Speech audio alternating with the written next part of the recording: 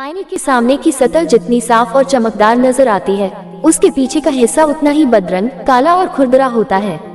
Artificial intelligence startup mindful AI lab की cofounder और CEO सूचना सेठ की जिंदगी भी उसी आईने की तरह थी, आगे से चमकदार और पीछे भयावह कालिमा समेटे हुए। सूचना सेठ इस कदर तनाव, घृणा, जलन, सबक सिखाने और बदला लेने की भावना से भरी हुई थी कि अपने 4 साल के मासूम बेटे को अपने हाथों से कत्ल करते समय उसके हाथ नहीं कान पे।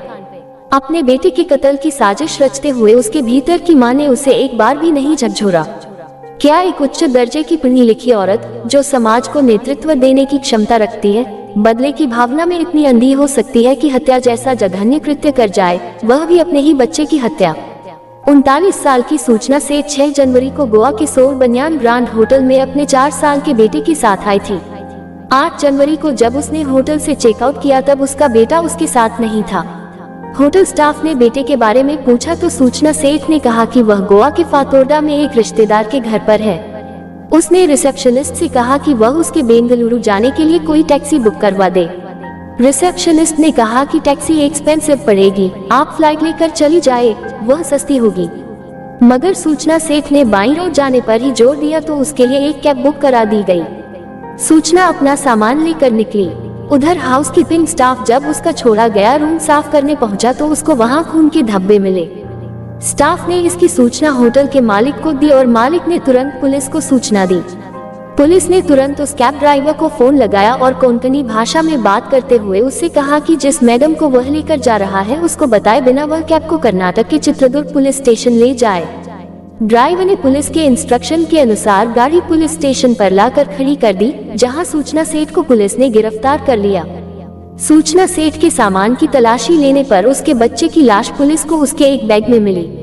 सूचना सेठ ने अपने बच्चे की हत्या क्यों की?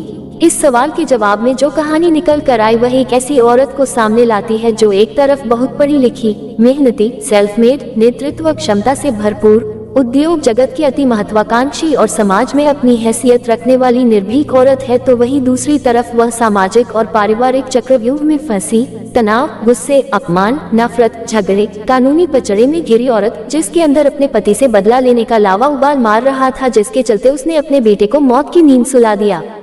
हत्या की वजह जानने से पहले सूचना सेठ की शैक्षिक योग्यताओं पर एक नजर डालते हैं। सूचना सेठ एक एथिक एक्सपर्ट, नैतिकता विशेषज्ञ और डेटा वैज्ञानिक है, जिसके पास डेटा विज्ञान टीमों को सलाह देने और स्टार्टअप व उद्योग अनुसंधान प्रयोगशालाओं में मशीन लर्निंग समाधानों को स्केल करने का 12 वर्षों से अधिक का अनुभव है। वह एथिक्स सूची में 100 प्रतिभाशाली महिलाओं में से एक है। वह डेटा एंड सोसाइटी में मोजिला फेलो, हार्वर्ड यूनिवर्सिटी के बटमैन क्लेन सेंटर में फेलो और रमन रिसर्च इंस्टीट्यूट में रिसर्च फेलो रही है और उसके पास प्राकृतिक भाषा, नेचुरल लैंग्वेज प्रसंस्करण में पेटेंट भी है।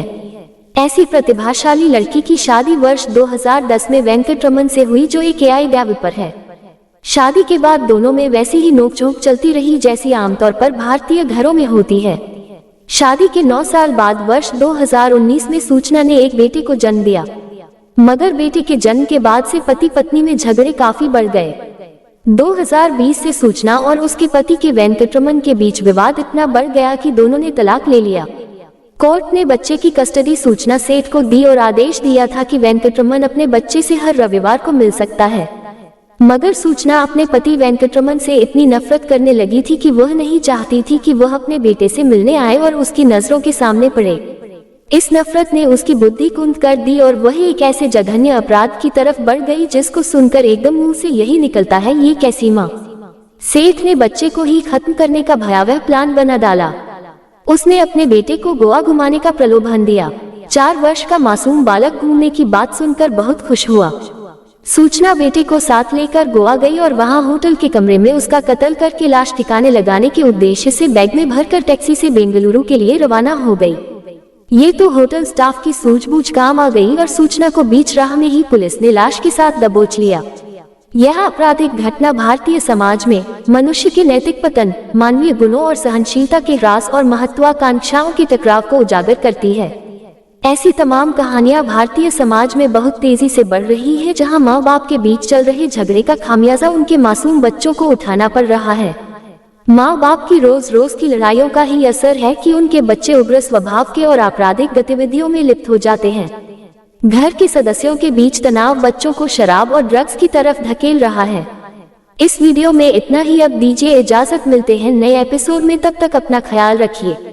चैनल को सब्सक्राइब जरूर करें।